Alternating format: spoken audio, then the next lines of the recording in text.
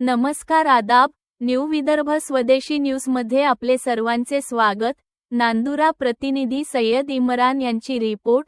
दिनांक 1 मे 2026 रोजी नांदुरा तालुक्यातील निमगाव येथे माजी आमदार राणा दिलीप कुमार सानंदा यांचा वाढदिवस साजरा करण्यात आला.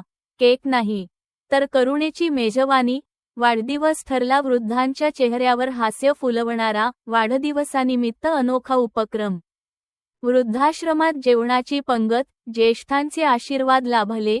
आजच्या दिखाऊ आणि खर्चिक वाढदिवसांच्या ट्रेंडला छेद देत खामगाव विधानसभा मतदारसंघाचे माजी आमदार श्री दिलीप कुमार सानंदा यांच्या वाढदिवसानिमित्त नांदुरा तालुक्यात एक हृदयस्पर्शी आणि प्रेरणादायी उपक्रम राबविण्यात आला.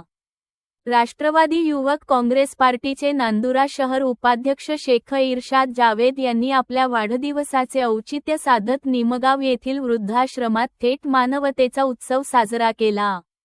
निमगाव येथील वृद्धाश्रमात सुमारे 35 ते 40 वृद्ध आई वडिलांसाठी प्रेम, आपुलकी आणि सन्मानाने भरलेली जेवणाची पंगत आयोजित करण्यात आली. केक कापण्यापेक्षा उपाशी पोट भरवणे महत्त्वाचे या भावनेतून साकारलेला हा उपक्रम उपस्थितांच्या मनाला भिडणारा ठरला. वृद्धाश्रमातील आई वडिलांच्या चेहऱ्यावर उमटलेले समाधान, डोळ्यांतील अश्रूंमधील कृतज्ञता आणि ओठांवरील आशीर्वाद या सर्वांनी कार्यक्रमाला एक वेगळेच भावनिक रूप दिले. अनेकांनी हा क्षण खरा वाढदिवस असल्याचे सांगत या उपक्रमाचे कौतुक केले.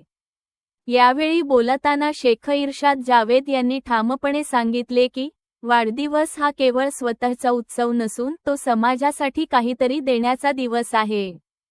पुढील आयुष्यातील प्रत्येक आनंदाचा क्षण मी या वृद्ध आई वडिलांसोबतच साजरा करणार, हीच माझी खरी कमाई आहे.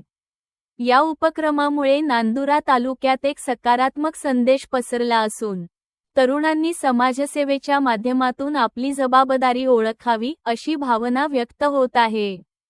दिखावा नाही तर दिलासा देणारा वाढदिवस. शेख इरशाद जावेद यांचा हा उपक्रम समाजासाठी ठरला एक आदर्श. आपल्या अन्नपूर्णा अन्न सत्रालयाला खामगाव येथील जे आपल्या बुलढाणा जिल्ह्यामध्ये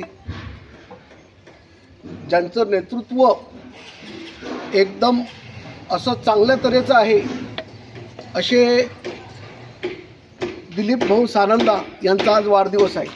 आणि त्या वाढदिवसाचं औचित्य साधूनच नांदुरा येथील शहर उपाध्यक्ष राष्ट्रवादी युवक काँग्रेसचे शेख इरशाद भाई यांचा सुद्धा आज वाढदिवस आहे. आणि ह्या दोघांचा वाढदिवस औचित्य साधून आज अन्नपूर्णा अन्न सत्रालयाला त्यांनी 40 निराधारांना आज सुरुची भोजन दिलं. आणि या माध्यमातून मी त्यांचे मनपूर्वक आभार मानतो.